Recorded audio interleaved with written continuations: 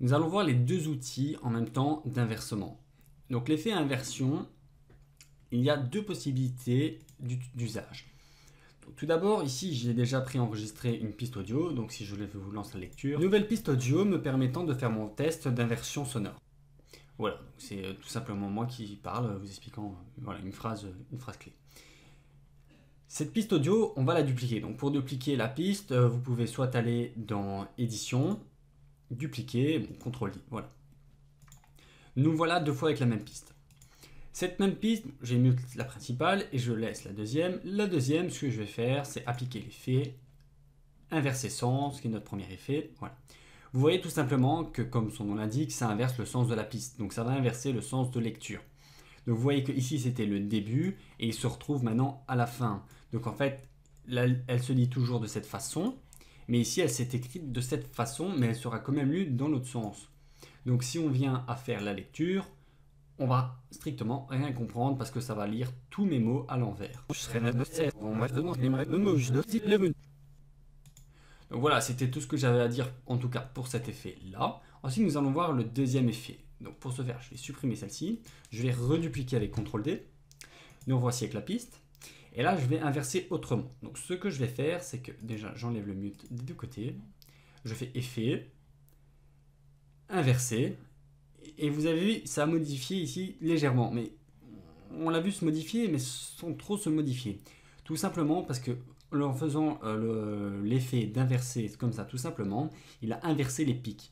Donc il a inversé la hauteur des pics. Si un pic était positif, il se retrouve maintenant négatif. Si un pic était négatif, il se retrouve positif. Donc bien sûr, vous voyez qu'ici, vous avez une barre centrale qui est à 0, 0. Cette barre centrale, il y a des points, quand on a zoomé, on a remarqué qu'il y avait des points au-dessus et en dessous. Maintenant, si on zoome, on va remarquer que le point est inversé. C'est-à-dire que si vous regardez ici, le point ici, il est au-dessus de 0. Et vous regardez le point ici, il se retrouve en dessous de 0.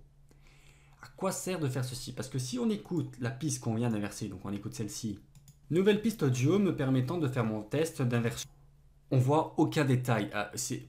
Audiblement, c'est rare les changements qui peuvent être entendus. C'est exactement la même que au-dessus. Alors, pourquoi avoir fait cela? Tout simplement parce que ça va nous permettre, si on met les deux en même temps, donc si maintenant je vais dézoomer tout cela, voilà, donc je vais remettre la sélection que je vais agrandir, taille de l'écran. Si je prends ceci et que j'active les deux en même temps, on va tout simplement entendre rien du tout. Ça nous permet d'annuler un son. Donc le son il passe, le son est là. Si je mute celle-ci, on entend bien. Nouvelle piste audio me permettant de faire mon test. Et inversement, si je mute celle-ci et l'autre, on entendra aussi la parole. Mais le fait de laisser toutes les deux, la lecture en même temps, d'avoir le pic qui est en même temps élevé et le pic qui est en même temps bas, ben, audiblement, on a une annulation du son.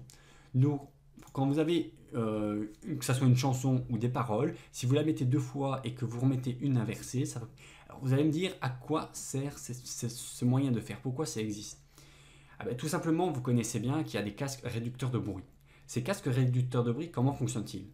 Bon, ils ont des algorithmes, chaque marque a ses algorithmes, mais basiquement, je vais vous expliquer, c'est des micros externes qui enregistrent le son capté dans l'environnement externe sur lequel il se trouve. Votre cerveau, il a des oreilles, donc il entend ce même son. Et donc le casque, ce qu'il fait, c'est qu'il capte le son, qu'il inverse le son et qu'il réenvoie le son dans vos oreillettes. Du coup, vu que votre casque n'est pas complètement opaque, vous entendiez vous-même le son positif, donc le son de base. Votre casque va réenregistrer aussi ce son et va aussi l'envoyer dans votre casque en l'inversant et en vous le renvoyant dans votre casque, ça va vous permettre d'annuler le son ambiant. Mais oui, étant donné qu'il y a une différence entre le son réel ambiant et le son que le casque va pouvoir vous renvoyer, c'est là où chaque casque a sa qualité sonore et sa qualité d'annulation de son. Et c'est pour ça qu'il y a tant de marques, parce qu'ils ont chacun leur algorithme pour permettre d'annuler le son au mieux, de la meilleure façon. Donc ici, nous, vu qu'on a la même annulation, vu qu'on a repris la même chanson, on a exactement une annulation totale et on ne peut pas faire mieux que ça. Donc c'était tout ce que j'allais dire pour cet effet. Nous allons voir à présent l'effet de leveler. Donc je vous attends tout de suite sur cet effet.